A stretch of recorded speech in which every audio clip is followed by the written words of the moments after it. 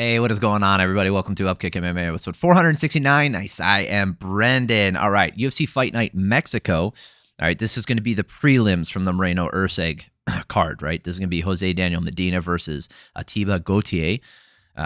It's spelled different than the musical artist, but pronounced the same from what I can tell. Boy, that was he is a crazy prospect. We're gonna see how his career turns out. But another dude from Cameroon just ready to just screw up any UFC plans outside of his, right? We're gonna talk about the rest of the prelims here. We're gonna break them all down round by round, go through all that stuff. If you like this kind of thing, subscribe to the channel. That way you know the next video is coming out, and I'd really appreciate it. All right. Let's get into this featured prelim. The featured prelim got moved because there was a fight that fell out due to some Montezuma's revenge. I think Joe Pyfer versus Kelvin Gastelum got put on ice because of some stomach issues. Not unusual when going down to Mexico. Also, DC mentioned that he gets sick every time that he goes down there. So again, Montezuma's revenge taking another victim. All right, Medina is just looking to keep his hands up to defend the barrage of huge shots coming back at him. Just no offense initially. The first round is just big shots from Gautier, and then Medina shelling up and measuring, right? He's just measuring, shelling up, measuring. Medina taking some shots, showing that he's not going away easy. Maybe playing the mental game, maybe taking some of the good shots. A couple shots land for Medina, says, bring it. Gautier knees him in the head. I thought it was an early stoppage. He was still right. He was still right there. He was with it. He was kicking his legs, trying to move him off of him. No shots were landed on the ground. If you look at the ground strikes, it's 0. So the second Gautier knocked him down, Raul Parada, whatever. He got real antsy, had an itchy trigger finger. Really wanted to end this one. Got in there, stuck his nose in where I think it didn't belong yet. I think one shot on the ground might have been enough, but he didn't let the guy follow up. He immediately stopped it. It's an early stoppage. It's not the worst stoppage I've ever seen, but it definitely was early. And anybody can fight me in the comments. I understand if you are about fighter safety, this and that, but we have to have a definitive ending at some point, right? Christian Rodriguez versus Melquizael Costa.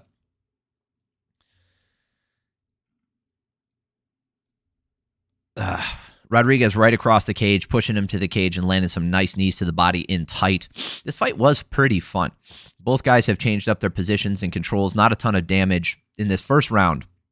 It was just a lot of controlling. Second round, same thing. There wasn't the last round is the most fun round, but we'll talk about it, right? So both guys have changed up the positions and control, not a ton of damage, but Rodriguez did go for an anaconda choke. And you look at the striking numbers here, 22-11 in favor of Costa. I don't feel like there was so much damage done in that round that he deserves, because it was 15 shots to the body, right? 15-8. That's the big differential between Costa and Rodriguez. When that sub attempt was relatively close, I felt like Rodriguez won this first round.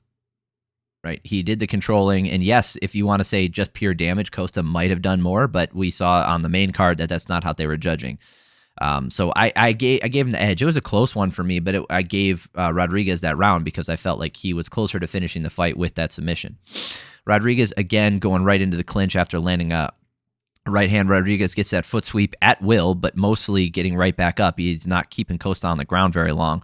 Costa seems to catch him with a knee to the head, landing some ground and pound, doing more damage, making it hard for Rodriguez to win this round with control.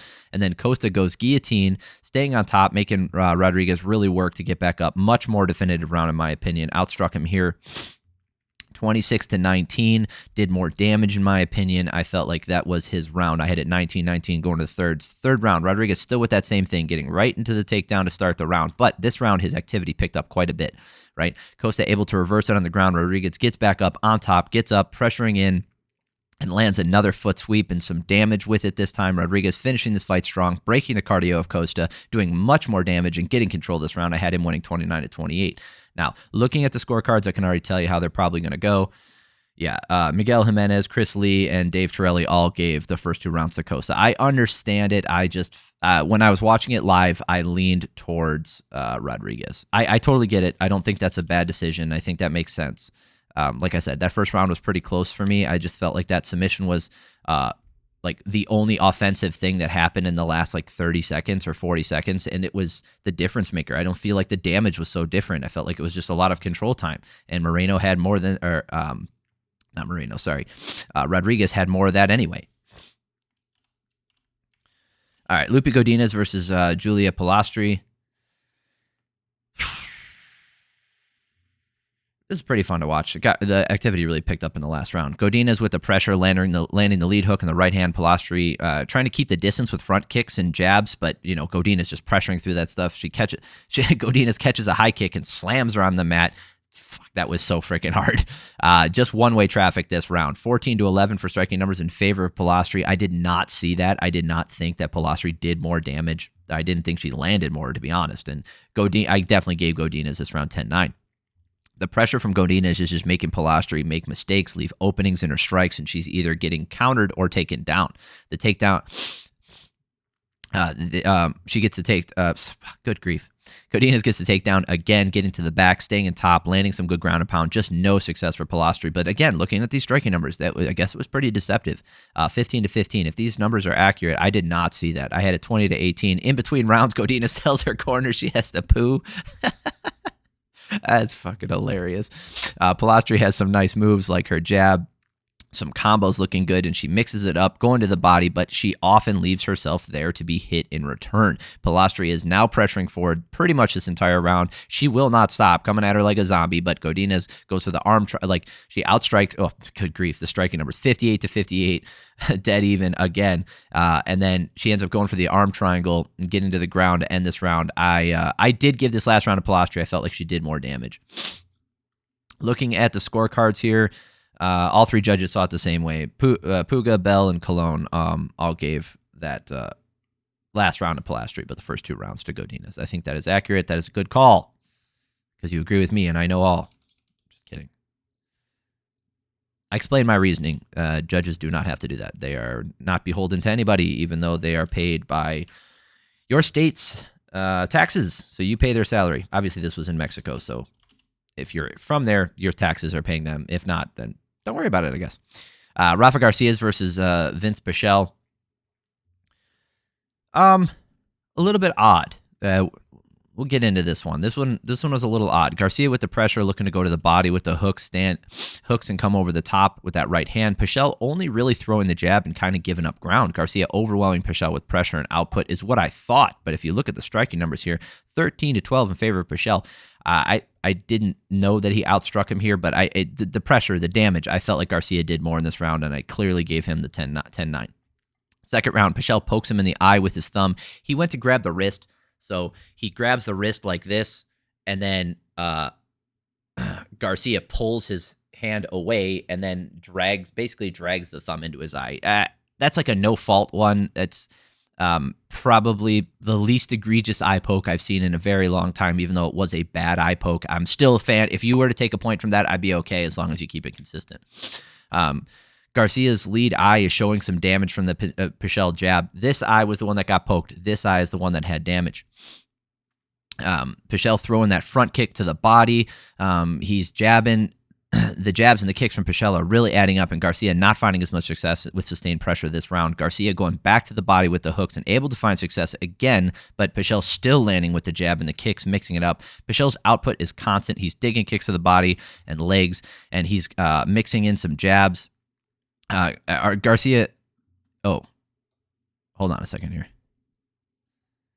Oh, so I gave him that second round. My bad. 32-21 for striking numbers in favor of Pichel. Clearly his round. There's no way you can give this to Garcia, and that plays a role because we'll talk about it at the end. Last round here, Garcia going back to the body with the hooks and finding success. That's when that happened. Pichel's output is constant. He's digging kicks to the body, the legs. He's mixing in the jabs. Like I said, I didn't put a score in the thing, so I didn't separate the two. My bad. And then Garcia gets the lift and slam, doesn't do anything with it, and Pichel ends the fight rushing forward, landing some good stuff, but there's no way they're going to give it to him. Like, even though he outstruck him 34-31, even though he outdamaged him, and even though Garcia only had 46 seconds of control time, and yes, that lift did do damage because he slammed him down, Pichel did more damage on the feet. He did more damage throughout the entire round and ended the fight doing more damage. He was the one moving forward. I know that a punch in the last 5 seconds is the same as a punch in the first 5 seconds, but that last little flurry that he did put him over the top, outlanding him here, outdamaging him. I gave it to him 29-28. There's no way in hell they were going to give it to him, and I was right. Looking at the scorecards here, Saul D'Amato and Dave Terrell. Oh, sorry. Saul D'Amato is the only one who had the balls to give Vinc Pichel his deserved second round for sure, right? Vinc Pichel won that round, and there is no argument that you can make that tells me Garcia won that second round. The third round, there is an argument, is relatively close as far as the damage goes. I just felt like Pichel did more damage, and Garcia didn't do enough to win that round. So, Guilherme Bravo and Dave Torelli both gave Garcia all 3 rounds. That is fucking disgusting. That's disgusting. There was nothing, even if Pichel won that last round, it wouldn't have mattered on their scorecards either, and we would have had an outright robbery, right? The judge, the commentary would have gone crazy, but it doesn't matter because it was close enough, so he didn't have to worry about it. I'm just telling you, those are bad scorecards. That is not okay, not okay at all. Jamall Emmers versus Gabriel Miranda. This fight didn't last too long. Both guys winging really hard early, and just big winging shots. Emmers going with the wild hooks, and Miranda goes takedown. Miranda holds him in the side back control position for a little bit, right? So he goes for the back, but Emmers gets his shoulder sideways. So from back control, you want your chest, if you're the one on the back, right? You want your chest on their back. That's the most dominant way you can hold them, right? That's the way you control them. Once they get their shoulder across your chest line, you really don't have back control anymore.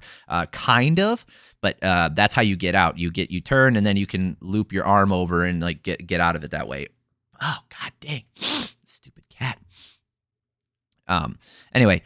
And then Emmers finally lands a clean right hand after they get up. And Miranda doesn't want to stand up. He just sits on the ground, does not want to stand up with him. And then Emmers lands another right hand, an elbow in tight. Miranda wobbly, still throwing back, but Emmers finding the mark with more right hands and a big right hand and some unnecessary follow-up, and Miranda is out cold. That's one of those fights that you could have stopped a punch or two before he stopped it. But not a horribly late stoppage either. Stoppage was fine. I'm not going to criticize too much, but for those of you guys out there oh, you complain when they stop it early. Yes. MarQuel Mederos versus Austin Hubbard. This one was, I think I disagreed with this, but I didn't think it was a bad decision. So Hubbard with the pressure, working his way into range with the jab. Mederos landing low kicks, and as he circles on the outside of the cage. So it's a classic one of these. Guy pressuring forward, trying to corral the guy who just wants to retreat. Right? Hubbard landing a decent spinning kick to the body, some nice jabs. Hubbard finally able to get into grappling range, control Mederos for 50 seconds, and that should be what he wants for the second round because he's down 10-9. So I gave Mederos that first round for outstriking him here 23-17. He outdamaged him, in my opinion. Second round, Mederos opening up with the hand, staying in tight. Hubbard lands with a nasty right hand, backing him up, gets to the body lock. Hubbard finally able to get him down, get to the back, standing, and stays on his back pretty much the entire round. So clearly his round, 4 minutes of control time. Hubbard, brings it even, 19-19, going in this last round. Hubbard with a clean low single. Mederos tries to defend it with the guillotine, but he's on his back with 45 seconds left, right? So Hubbard has 2 minutes and 32 seconds of control time. Mederos was able to reverse and cut Hubbard with 1:15 left, but back up with Hubbard on the pressure. Mederos just got controlled way too much this round, I felt like. I didn't realize he outlanded him 15-6. I didn't see that many strikes from him. I guess those ground strikes, they counted as significant strikes. I didn't think they were that significant. So if you take those 8 away, that's where Hubbard is. So maybe I missed some things. I felt like Mederos got controlled too much and he didn't land enough damage. That being said, I don't think it's a bad decision. You look at the scorecards here. Miguel Jimenez gave the last 2 rounds to Hubbard, which is how I had it. Mike Bell and Saul D'Amato split it. They had Mederos winning the first and last round. So not a bad decision. Think that's fine. Wow. Brisk speed. We finished that video really quick, huh? Thank you for stopping by. It means a lot to me. If you're looking for the main card, that's in the last video. If you like this kind of thing, subscribe to the channel. That way you know the next video is coming out, and I really appreciate it. If you found yourself liking this video, you made it to the end, hit the like button. Doesn't cost you anything. Takes you 2 seconds. Hit the like button. Helps me out. I really appreciate it. Hope you guys have an amazing week. Love you all for stopping by. It means a lot to me.